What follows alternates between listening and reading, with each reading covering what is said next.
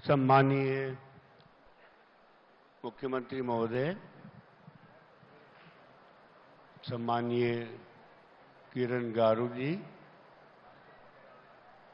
सम्मानीय मंच पर सभी विशिष्ट अतिथिगण, आंध्र प्रदेश के दूर दूर गांवों से आए रामू जी के लिए संवेदनाशील हृदय लेकर भावपूर्ण हृदय से उपस्थित सभी को मैं सादर प्रणाम करता हूं। रामू जी से भी मेरा परिचय करीब 40 साल पहले जब यहाँ एनटी रामाराव चुनाव लड़ने के लिए खड़े थे तब हुआ था। एनटी रामाराव जी का पूरा चुनाव पूरे आंध्र प्रदेश में घूम करके मैंने देखा था और उसी समय में मैंने रामू जी की कलम से भी पूरा परिचय किया था। उनकी भाषा, उनका दूरदर्शिता का जो उदाहरण था वो मैं आज भी कभी भूला नहीं। उसके बाद से तो मैं बराबर उनके संपर्क में रहा।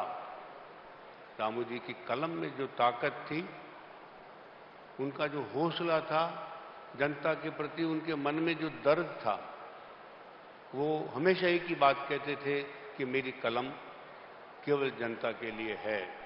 और मुझे एक बार नहीं कई बार मैंने उनको सरकारों से संघर्ष करते हुए देखा। जीवन के अंतिम दिनों में भी वे संघर्षशील ही थे और उनके सामने एक नई कई चुनौतियां एक साथ खड़ी थी।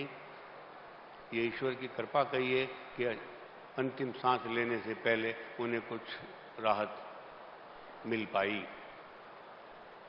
रामू जी एक दृष्टा थे आंध्र प्रदेश के लिए। अब तो तेलंगाना आंध्र दो हिस्से हो गए, पर उन्होंने जिस तरह से परंपरा और विज्ञान, आधुनिक जीवन दोनों का समावेश करने का प्रयास किया, कि आपके सामने है फिल्म सिटी की परंपरा की बात नहीं थी, वो इस देश के लिए एक बहुत बड़ा योगदान था। लोग बरसों अभी तक पीढ़ियों तक याद करेंगे उनके इस योगदान को। पर मैंने उनका दूसरा जो परंपरागत रूप भी देखा। उनकी 3 पोतियों की शादी देखी मैंने, जब तीनों ही पोतियों के दूल्हे के उन्होंने पांव धोए, जमीन पे बैठकर उनके चरण पखारे। ये इस देश की बहुत बड़ी महान देन है, इस दिव्यता है। मैं इसको दिव्यता कहूंगा कि दिल से वो इतने गहरे भी थे, इस आस्था से जुड़े हुए भी देखा मैंने। व्यापार के स्तर पर तो खैर बहुत ही कुछ उदाहरण उन्होंने छोड़े और शायद उनकी सरकार से टक्कर लेने का जो सबसे बड़ा जीत का कारण यही था कि उनके व्यापार में कहीं कोई कालापन किसी को पकड़ में नहीं आ पाया।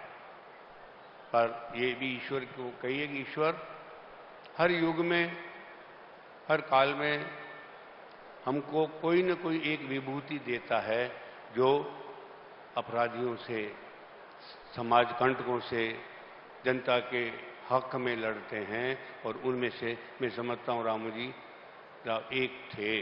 मेरे लिए तो बहुत बड़ा संबल थे, क्योंकि अब आप देखिए 40 साल पहले तो मेरा प्रवेश ही था पत्रकारिता में, और तब से मेरे करीब करीब हर लेखन पे मैं उनके साथ मेरा आदान प्रदान था।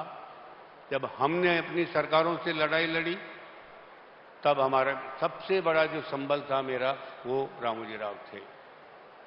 तो मैं तो आज भी ईश्वर से एक ही प्रार्थना करता हूं कि इस देश में हर प्रांत में, हर जिले में कोई न कोई रामूजी राव पैदा होना चाहिए। देश इतना बड़ा है, इतनी विभिन्नताएं हैं कि एक रामूजी राव इस देश के लिए कम हैं। और जो भी इस क्षेत्र में उतरे, उसी संकल्प के साथ उतरे कि मैं रहूं या न रहूं, मेरी जनता के हित को कभी आंच नहीं आनी चाहिए। इसी के साथ मैं पुनः उनको श्रद्धा से नमन करता हूं, ईश्वर से कामना करता हूं कि उनको अपने चरणों में शरण दे। नमस्कार।